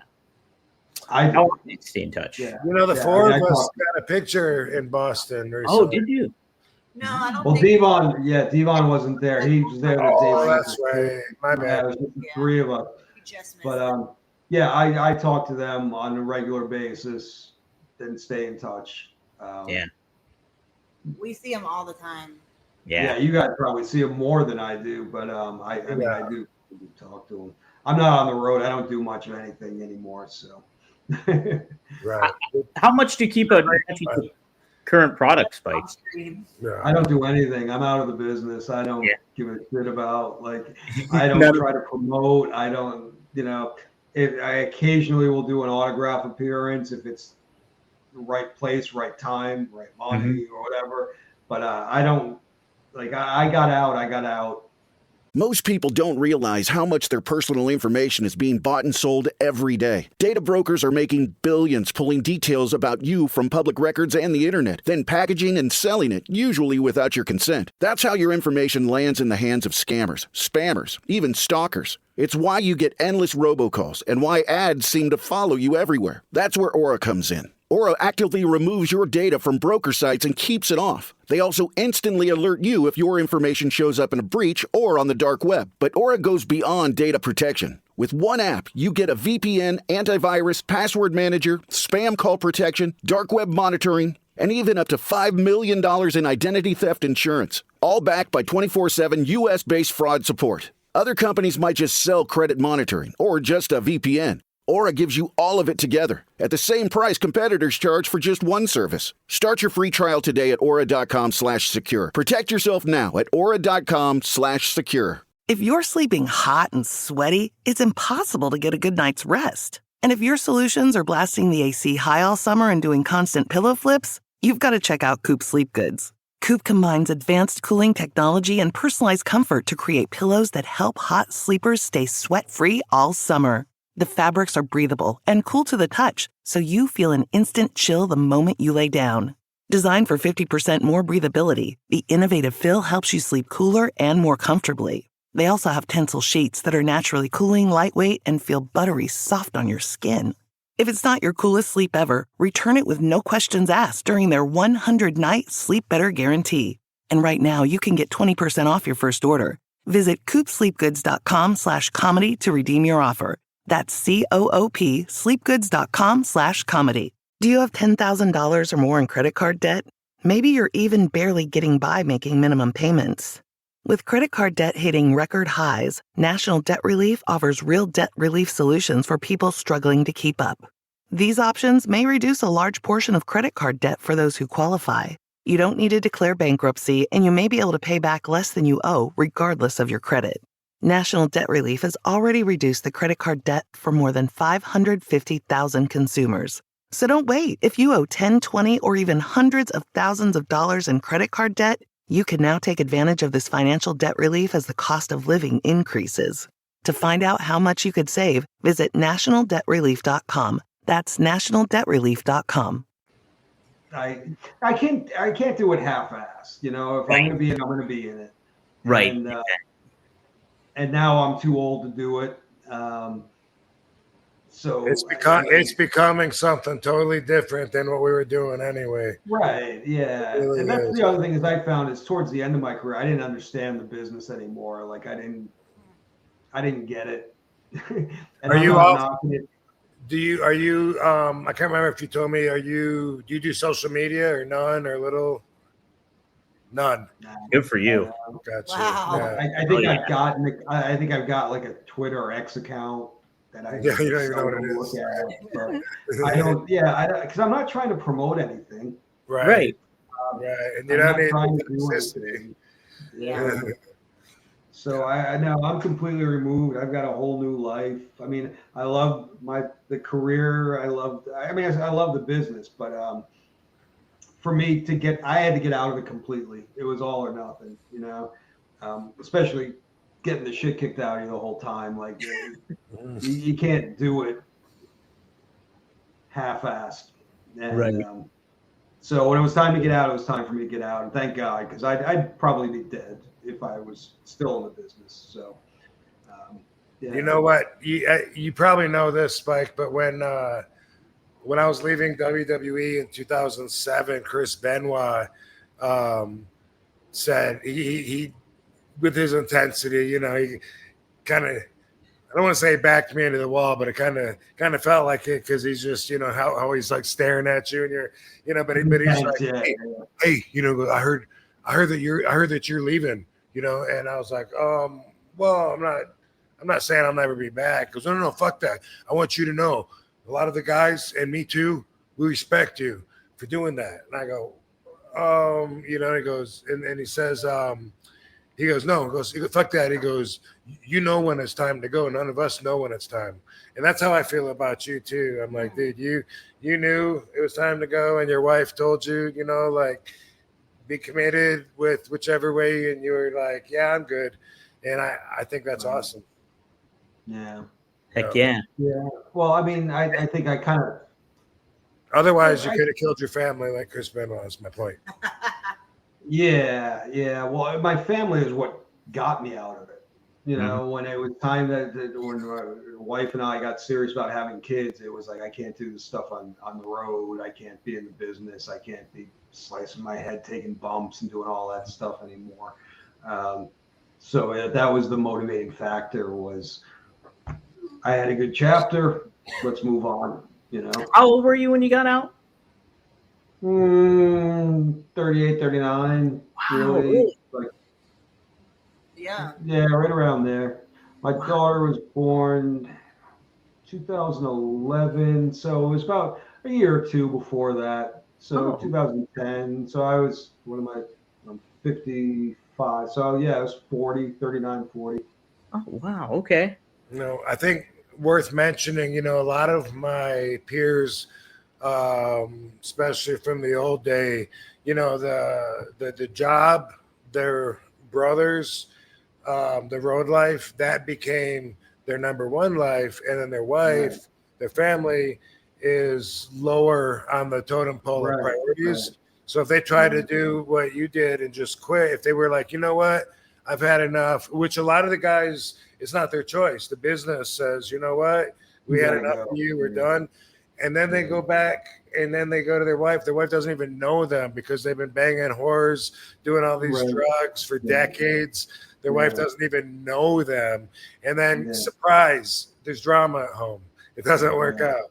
So that's definitely not your case. But yeah, well, what happened with me, it was my wife, I grew up with her and went to elementary school, high school with her. And then I went off and did wrestling. I didn't see her for like, 20 years. Yeah. And I ran into her again, whatever it was, 37, 38, and we hit it off. Mm-hmm. She didn't give a shit about wrestling. She hates wrestling. She thinks it's retarded. Yeah. But she didn't know me as Spike. She knew me as Matt. Yeah. And that was the big difference. That's why we connected. That's why it worked. And then, it was one of those things where she, was talking, hey, how much longer can I do it? And she said, look, if you're going to quit, you got to quit. Not for me, not for the kids, not for anything. You got to quit for yourself and make that decision. And I'll be honest, I was sick of the business anyways. I really was. I was tired of it. Really wasn't making much money. I was doing stupid shit on indie shows for stupid reasons. It was time. It was just like, I had my fun. Let's move on. Next chapter. So that's it. And then, so tough for talent to do that and things like that. You break away from it, and you see everybody wants to come back, or they retire, they really don't retire, and then they just it's chasing the dragon, constantly chasing. For you to break away from it and just be like, all right, I'm done, clean slate, or it's over. It's commendable for sure. Yeah, it worked for me. You know what I mean? Like I don't know. So I'm happy, and life is good, and as I got a nice career, I'm very happy. But I also got a thing going here that's awesome. Wife's awesome, kids are awesome. Whole new, just being normal. I mean, not normal, but like 9 to 5 is so different after the 20 years on the road that it's an adventure in itself. Yeah, like playing, Leave It to Beaver. It's a different world, but it's relaxing. It's mellow. I'm not getting hit over the head with chairs. I'm not throwing off balconies, nothing like that. Yeah, and all the travel. It was time. It worked out well for me, That's awesome. That's great. Yeah. Got a couple more super chats and we'll close it out here. All right. Alex again, thanks for $2. Harlem Heat versus the Dudleys. Who's winning? I gotta go with the Dudleys. I'm sorry. You got it. It's my 2 cents. I want to see that. I want to see that match because Bubba's always ribbing. No, sorry, Booker's always ribbing Bubba about the ECW tag belts not counting. Yeah. Right. Yeah, they've got a good feud going, but I'd have to go with the Dudleys. I like it. Rob, who you going with? I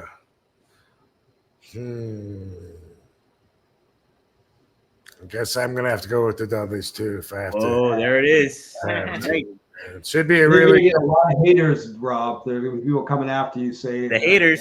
I went with ECW. Yeah, I think it was as long as my opinion isn't different than theirs, then I'm okay. If I have a different, you're good. Then you're good. Then I'm fucked. Then I'm not shit. But it's just Dudley's are ECW. The Harlem Heat ain't. So that was what it came down to. But they're all my boys. Heck yeah. All of them. Hey, we got a $20 one here. Willie Mills. Thanks, brother. Thank you guys for all the crazy stuff you did for our enjoyment. I hope you all are happy and are at peace with your lives. God bless. What a pleasant message. Thank you. Yes. What a sweet message. That's a very nice. Why would you want to send out insults to people and get energy from hoping? Yeah, that's positive energy. That's positive. Let's keep them going. Yeah. Keep them cooking. Hey, by the way, I want to make sure and spit this out. That dude Doug Malo. Yes. I'm really glad to see him come forward from the ugly situation as I think he's like the baby face of everything now. Yeah. He's the guy. He's the one who broke it up. He's the one who broke the. He's the guy that broke it up. And then even after that, especially after he cooled down his head a little bit, all his interviews, he just seems like a really cool, likable guy. He seems level-headed. And I think that, definitely this is like his most brightest so far shine that he's had. And I'm glad, good for him. Seems like a good dude. Heck yeah. Yeah, it definitely does. Shout out to him.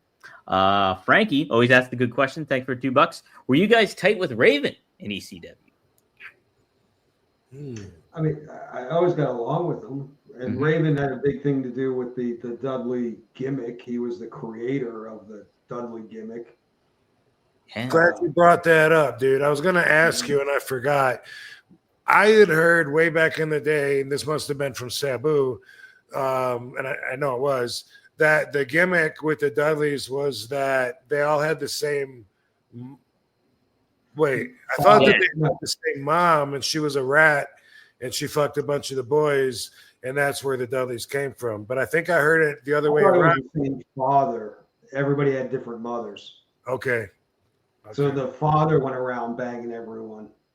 Wait, you guys aren't brothers? Oh, yeah, we are. Oh, okay. Step brothers. Oh. But the different moms, same dad. And so the dad was like an indie wrestler? Something like that, yeah. I don't really know. That's what my old impression. Getting rats pregnant? Okay. But it was based off. Raven came up with it from the movie Slapshot. Yeah. The Hanson brothers, who had the glasses, the three goons, the three brothers that were just goons. But that's what the Dudley Boyz were based on. And that, it was like 4 years before I got there. But then it just became one Dudley after another. But yeah, Raven was always cool with me. He had a great mind for it. And I worked a program with him at TNA, actually a little bit at WWE. And yeah, he was a good guy. He was, he's unique, I would say, a unique personality. Absolutely. But yeah, it was cool. I always got along with him. I did. Yeah, I mean, I didn't know him super well back then in the ECW days. To me, I was always under the impression that the fans loved him and that he was like the ECW poster boy when I got there. That's what it seemed like, and I didn't get it. I'd never been around, what's the word, his style with a G, like not goth. Grunge. Yeah, I'd never been around grunge. I didn't understand what it was, so I was confused. Like, what? I don't know why he's laying down in the corner. I liked it when he had Beulah and Sandman's kid. No, what's the girl? Come on, I want to lay you. Oh yeah. I was like, yeah, but he helped find her too. Come on, I want to lay you from the strip club, and he was always bringing talent in. It seemed like. Yeah, whatever the gimmick was, it worked in ECW. Yeah. When it got to WWE, and I've heard this was like Vince didn't understand it either, and Vince was like, "What? I don't get it." Which is why he never really got much of a push, because Vince didn't understand the whole Raven thing. Seemed like the fans loved him though. It was awesome. Yeah. Yeah, and he, by the way, his documentary, which is coming out soon, is on the same platform as the Sabu documentary, which is coming out September 15th. Cool. Yeah, it's called Kinema it's like cinema with a K. And so I'm in that too in Ravens. I don't remember what I did, but I think I did an interview or something. And around the world, I've worked with him in different countries and stuff for indie shows and stuff. I've always gotten along with him. Raven's great. Yeah. Did you see the clip of him talking with Brian Myers and Matt Cardona? And he was like, "Hey, who's the guy that made like all the YouTube videos and got really famous?" And Matt Cardona's he's like, "Hey, that was me." Like he didn't even know he was talking about Matt Cardona. Oh, he didn't know. He didn't know. He was like, it was funny. That is funny. Spike, if you got to write a book though, maybe that's it. The origins of the Dudley Boyz. You just come up with a fiction. Well, I was the last one, so I wasn't even like half of them I never even met. So I don't know. I probably don't know half of them. Yeah. Origins and I don't mean to be rude. I really gotta take a piss. Go for it. Yeah, we can close out here. I'll ask this question to Rob, and then if you just want to go, Spike, you can. You're good to go if you want. But we're not going to stay. Thank you, Rob. Yeah, no. Hey, Rob, I really, it was great seeing you last month, and I appreciate it. You as well. So in November, I'm going to be back in Providence, Rhode Island at the Comic Con. Oh, yeah. Oh, definitely. Yeah, let me know. 7th and 8th, maybe, or something like that. Yeah, they come around in the fall or something, whatever it is. But yeah, let me know. And actually, Bubba was talking. I might try to do something, but are you there for a couple of days? Yeah, 2. It's a 3-day thing, and I'm going to do 2 days this time. Not doing the third one, but definitely let me know, and we'll hook up. But thank you so much. Good to see you. Thanks, Katie. Yeah, good to see you. Fans would love to see you. Always a pleasure, man. You ever sit at the table too, for sure. All right, cool. Thanks, Mike. Say hi to the wife. All right. See you, man. Take care, guys. Yep. All right. All right. We got a couple more questions here, Rob and Katie. All right. Katie, let me ask you this: any baby updates or what's going on there? The babies are doing great. Nice. Yeah, growing every day by the hour. That's fantastic. Yeah. Okay. Here we go. Frankie Turizo. Rob, do you have any memories as friends with Jericho while in ECW? Frankie, I'll email Spike some of this just to let him know after the fact. But yeah, do you have any memories as friends with Jericho while in ECW? Yeah, barely. I mean, it was so long ago, right? So, so I started in January of '96, and Jericho was either he was either my first or my second match. I think my first match was Axel Rotten, Philadelphia, but there was also a house show that must have been on that same weekend, and it was the last show at the in Queens at the Lost Battalion Center. Oh, so I wrestled Chris there, and then actually, you know what? We could have been a tag team against the Eliminators, possibly one or the other. But that was the first time I had worked with them. And I don't think I knew him before. Like, I knew he wrestled in Japan for a different company than I did. So I knew that he was always there when I was there. I'd see him in the magazines, or the same fans would go to both shows and I'd show the photos or whatever with us. So I was aware of him, but I think it was that year of '96 when we actually hung out a little bit, because I was living in Orlando. Let's see. I was living in Savannah when I started with ECW, but then I moved down to Orlando. Anyway, I remember getting with Chris because we both lived there at the time. I remember, like, I think we went to a movie together or something. Oh, like really faded, you know, random long time ago memory. I don't remember that, but what I do remember. What I did remember, though, was that there was a spider that was like trapping me inside the car. It was like coming down the windshield and going back up and stuff. And I didn't want to open up the door because I didn't want the spider to get out. And it was, but I think Scotty Riggs, if I'm not mistaken, was part of that. I think the three of us maybe, hung out.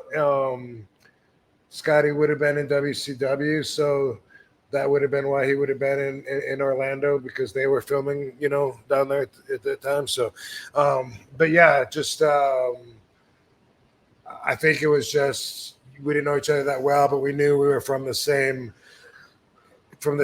age group, from the same era. We were at the same generation of wrestlers making the news, you know, making our careers or whatever, and had that in common. And then I wrestled him, you know, I don't know how many times, but afterwards I remember wrestling him at Lulu Temple, where he drop kicked me on the apron. I did a backflip and hyperextended my knee.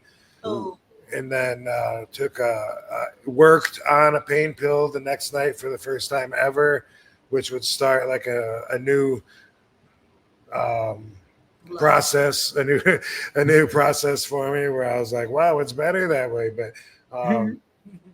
But yeah, and also that same night at the Lulu Temple, one thing that sticks out in my mind that I remember happening earlier in the daytime, this was before the match. I had a friend there, Larry Weaver. He's a comedian from North Carolina, I think Winston. But anyway, I've known him for a long time, from the Georgia area, Carolinas. He was there for some reason he went. Why was he in Lulu Temple? I don't know. But anyway, but we were there in the daytime, and I lost him for a while. And then when I found him again, he said he'd been talking to Chris Jericho. He was like, man, he goes, yeah, Chris is my new favorite wrestler. And I was like, hey. Why? What are you guys talking about? And he said, no, he was just so cool. Like, he didn't have to talk to me. Who am I? I'm nobody. And he just sat there and like talked to me for like 15 minutes, and he was so cool.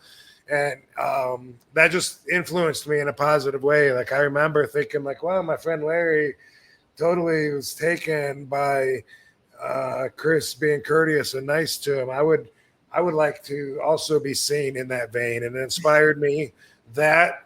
And almost the exact same thing happening with The Rock and a janitor in Detroit, where I saw The Rock talking to this janitor at Cobo Hall, just like he was someone that he knew, you know, like one of the boys.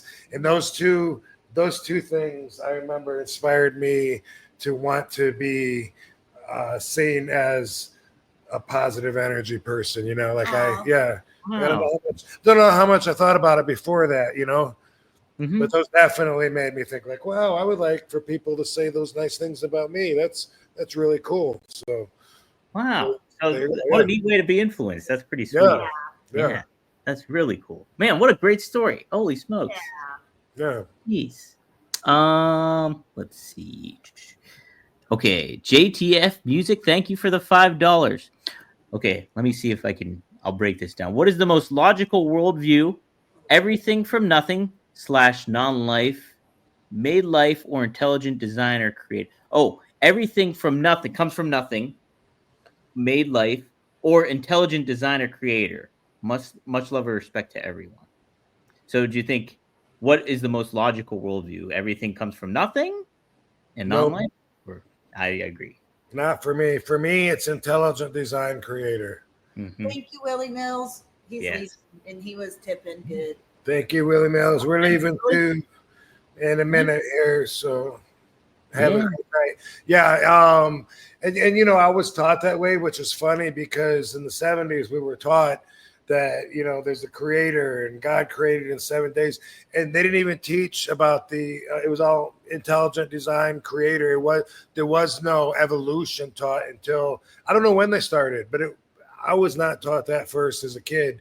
And then later on, they try to hit you with evolution, and it's hard to make sense out of it because you taught one thing, and now we're supposed to believe that a single cell, like a bacteria, some little organism, eventually becomes me, but another one that looked just like that was next to it becomes a rhinoceros, you know, and it's like, you know, that's like, you know, if you're trapped on an island, can you make a cell phone that has telephone waves in the air? Fuck no, we would never know how it's done.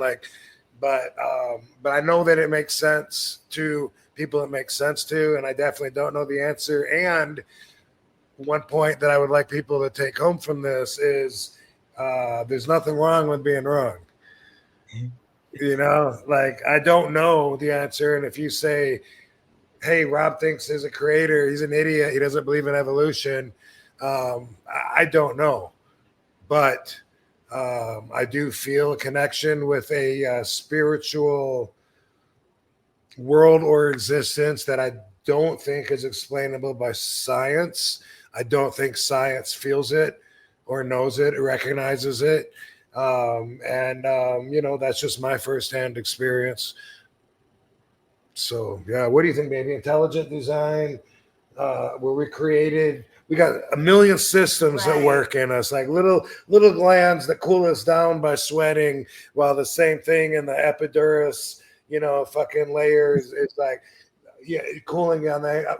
There's so many millions of things going on. Is that just a cell that eventually over millions of years became this surviving mechanism, or is it aliens or God, which could be the same thing, that are designing it, saying, oh, you know what? They need to breathe out of this fucking thing we're calling the head. Let's poke some holes in the nose. Well, even just like my body creating babies and knowing to send them nutrients and everything, and then also creating milk to feed them. Like when we were in the zoo, they were telling us about these animals that the mom, when they're pregnant, creates a pouch of milk in their paw to feed their baby. This is where the power lies. That is just crazy that our bodies know what to do and just automatically can keep itself going. And there's so many shades in the coloring box, you know, like comparing an alligator to a lizard all the way up to humans, everything in between. Like for every animal that you've ever seen, there's one that looks just like it, but a little bit different, you know? Yeah. All different stuff. I think people think of the Big Bang too, like, oh, it just blew up and we're all here. I think that's lazy booking. That's lazy booking. Lazy booking. Yeah.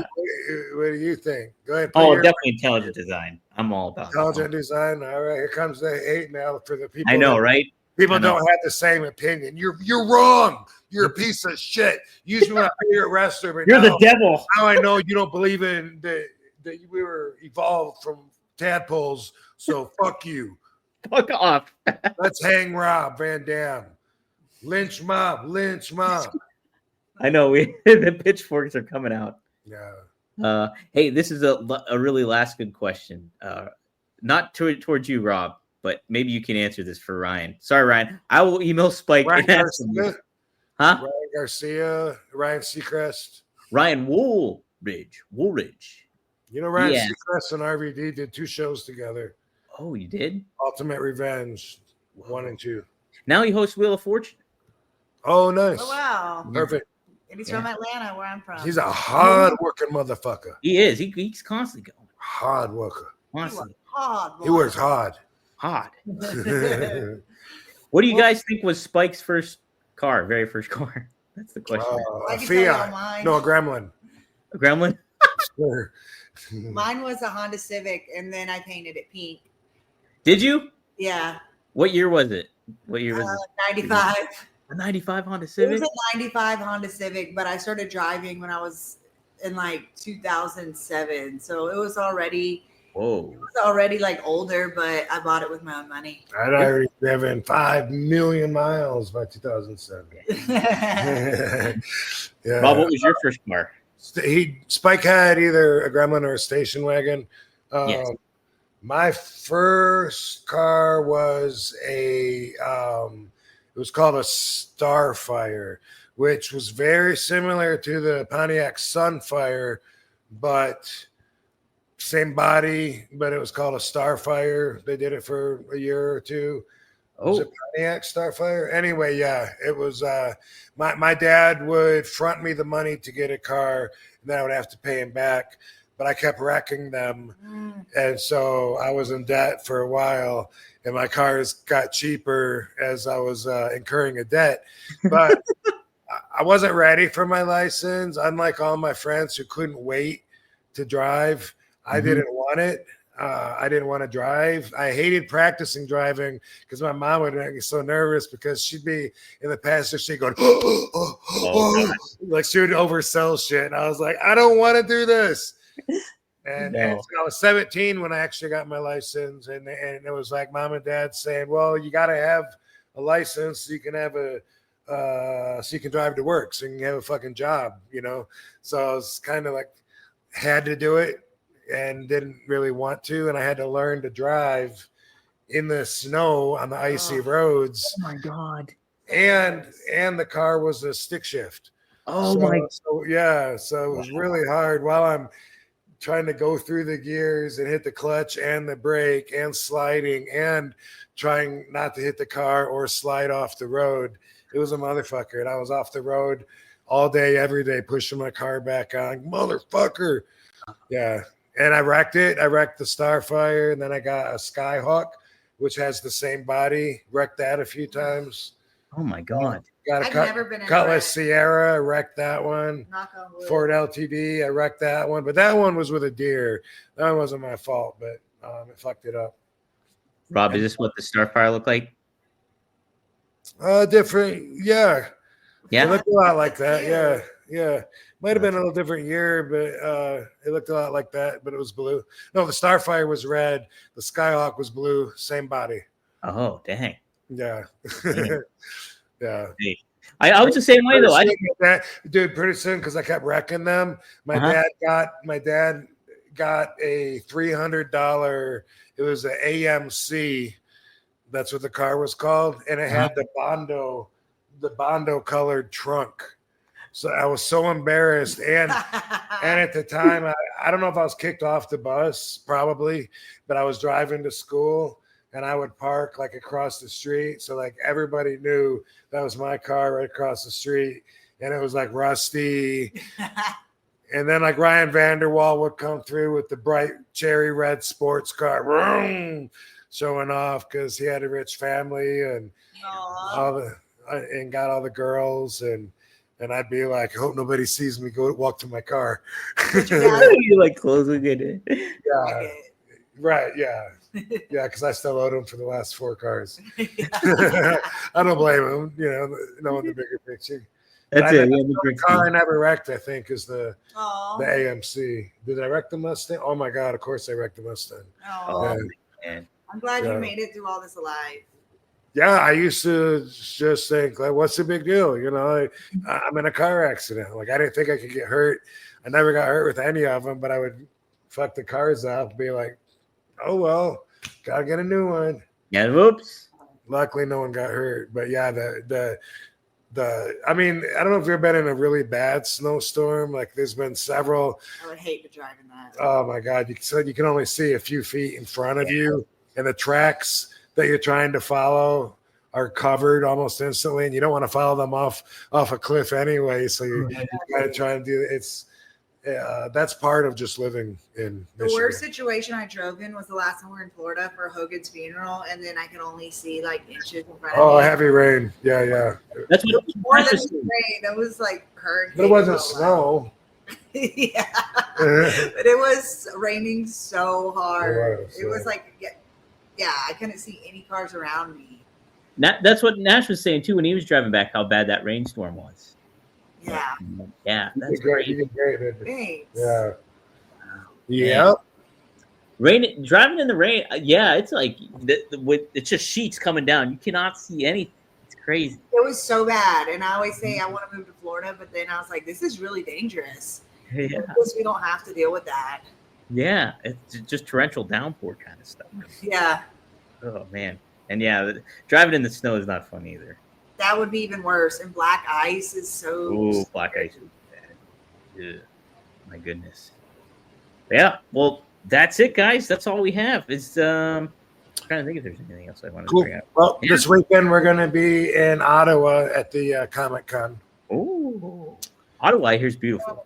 In Canada, So we'll see all you fans there. Looking forward to it.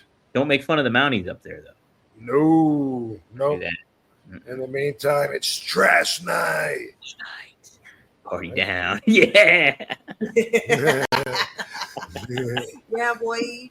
Yeah, boy. All right. Hey, live chat. Thank everybody for tuning in. Maddie, the Jim, the Junior. Thanks, Van Dam fam. Yes. We'll see you guys next week here on One of a Kind with RVD and KT. All right. Do it. Thank you, Spike Dudley. I have a job.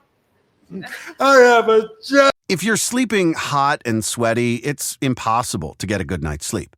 And if your solutions are blasting the AC high all summer and doing constant pillow flips, you've got to check out Coop Sleep Goods. Coop combines advanced cooling technology and personalized comfort to create pillows that help hot sleepers stay sweat-free all summer.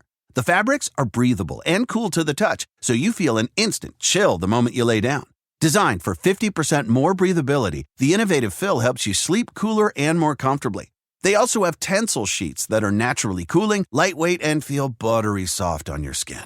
If it's not your coolest sleep ever, return it with no questions asked using their 100-night sleep better guarantee. And right now, you can get 20% off your first order. Visit CoopSleepGoods.com/comedy to redeem your offer. That's COOP sleepgoods.com/comedy.